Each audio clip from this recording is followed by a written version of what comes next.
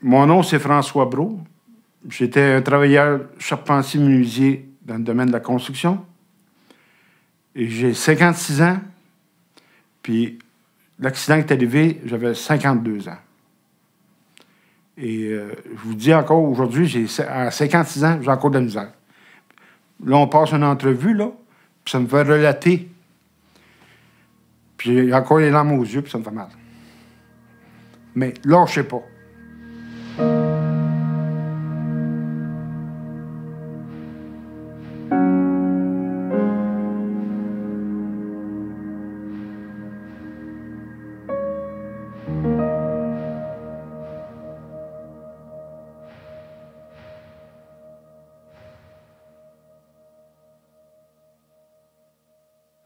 J'adore les gros projets.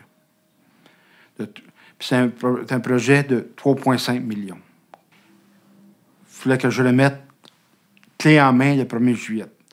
Mais ça a terminé que c'était un cadeau empoisonné parce que c'était mal préparé à la base, au début. J'avais 5 heures de métier à m'occuper. Je suis compagnon, charpentier-menuisier. J'étais chef d'équipe. Puis là, j'étais plus que chef d'équipe. J'étais contremaître, puis j'étais chargé de projet en même temps. Je faisais tout. Il fallait que je m'assure pour tout l'ensemble. Non seulement des employés qui venaient travailler sur le chantier, mais les sous-contractants pour la couverture, les peintres, les tireurs de joints. Il fallait que je m'occupe d'eux autres aussi, là.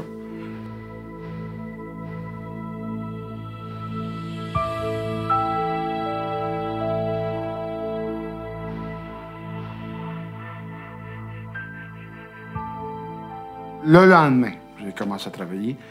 La sûreté provinciale est arrivée. Il dit, qu'est-ce que tu fais là? Il dit, tu sais pas, mais on surveille ton chantier parce qu'on doute. Ton voisin s'est fait briser vite. Suite à ça, la CCQ est arrivée. Vérification des cartes. Puis la CSST, là, elle était toujours là. Elle se postait en avant de la bâtisse, en plus.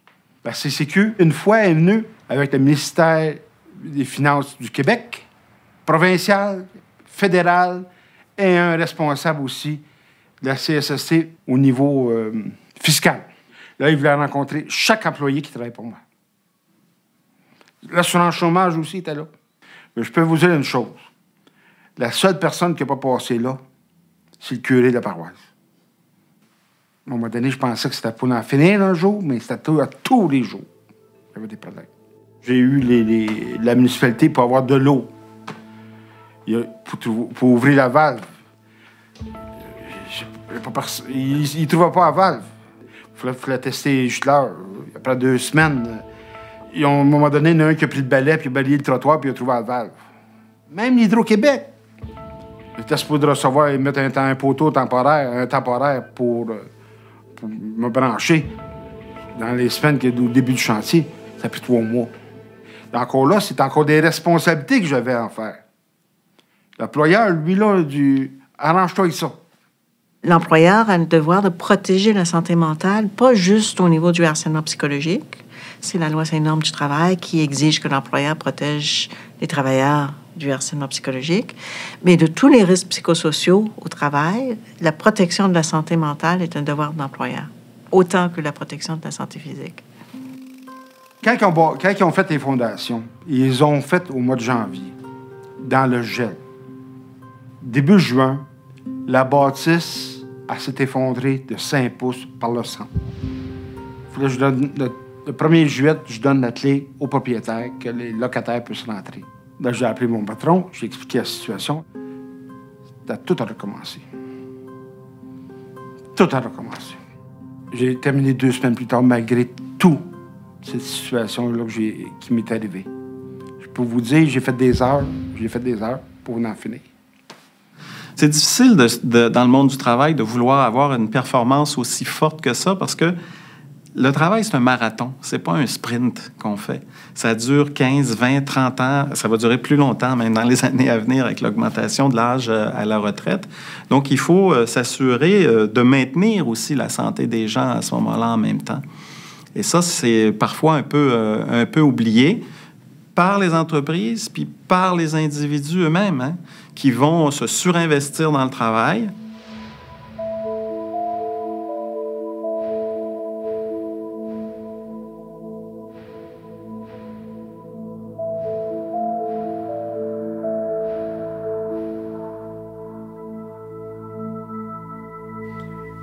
Quand j'ai sorti hors du chantier, quand je suis arrivé à Québec, j'ai comme décompressé.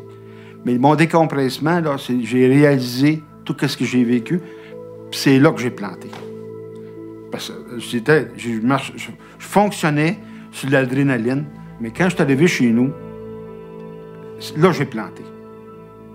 Puis quand il m'a dit, le boss, là, mais c'est fini pour aujourd'hui, tu as fini de travailler pour nous autres. Là, j'ai pété les plombs. L'employeur n'a pas le droit d'exercer des représailles à votre égard si vous exercez un droit prévu par la loi. Et il y a une protection. Il ne peut pas vous suspendre, il ne peut pas vous transférer, il ne peut pas vous donner le quart de nuit alors que vous travaillez de jour. Il n'a pas le droit de changer vos conditions de travail en représailles et encore moins de vous congédier pour l'exercice d'un droit prévu dans la loi. Je me suis retrouvé aujourd'hui plus capable de tourner sa construction. Parce que je suis brûlé par l'intérieur, plus capable d'avoir des ordres de nos personnes. Je suis brûlé en dedans. Pour faire une réclamation à la CSST pour un problème de santé mentale, il faut premièrement un papier du médecin avec un vrai diagnostic. Si le médecin écrit stress, vous allez perdre tout de suite. Stress, c'est pas une maladie. Il faut que ça soit un vrai diagnostic, un problème de santé mentale. C'est pas l'insomnie, c'est pas les symptômes, un vrai diagnostic.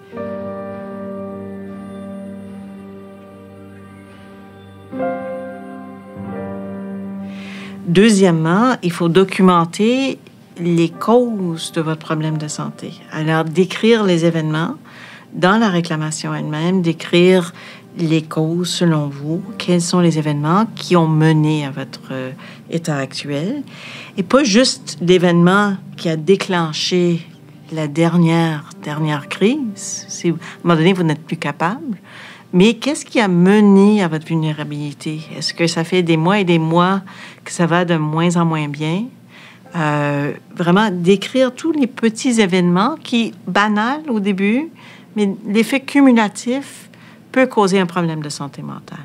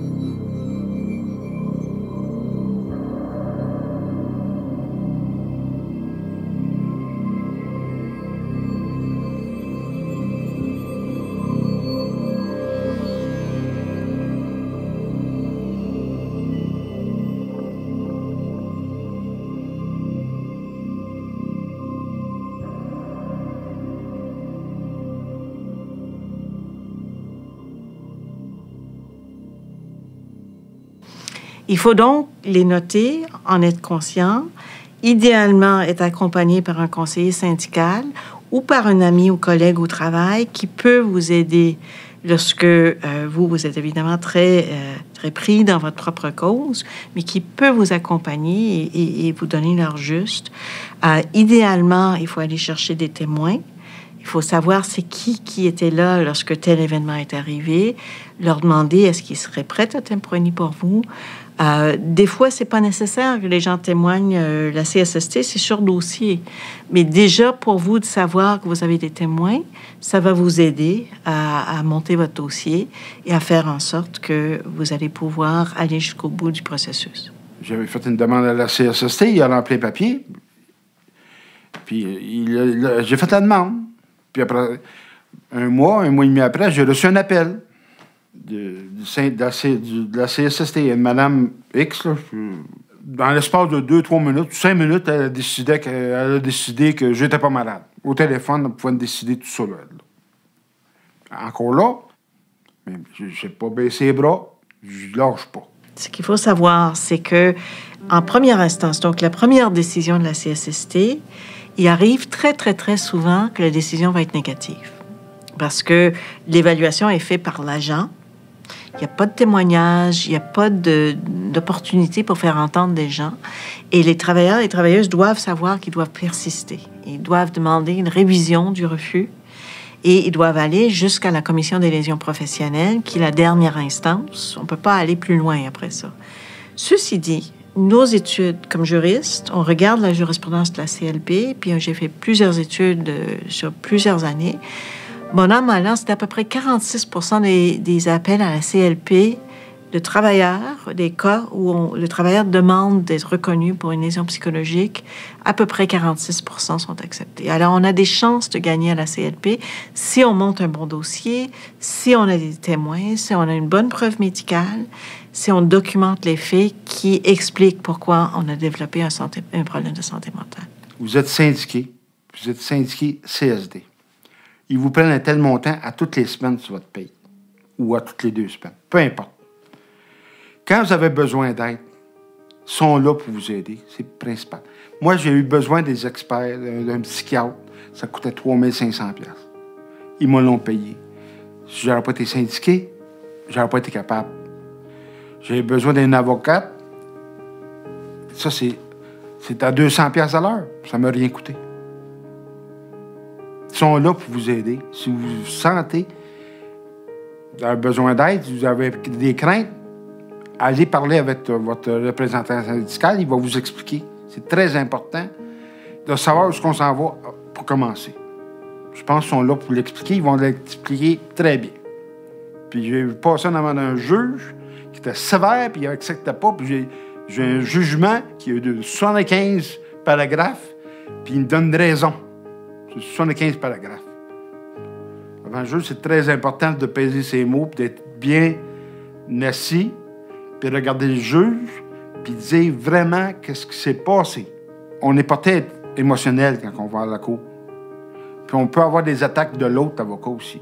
Mais écoute qu'est-ce qu'il dit, écoute, puis réponds au tac. Si l'avocat te pose des questions, réponds au tac. J'étais bien entouré. J'étais assez près, là, convaincu de qu'est-ce que je disais. Je pouvais arracher, je sais pas moi, une feuille de plywood louée aux 6 pouces.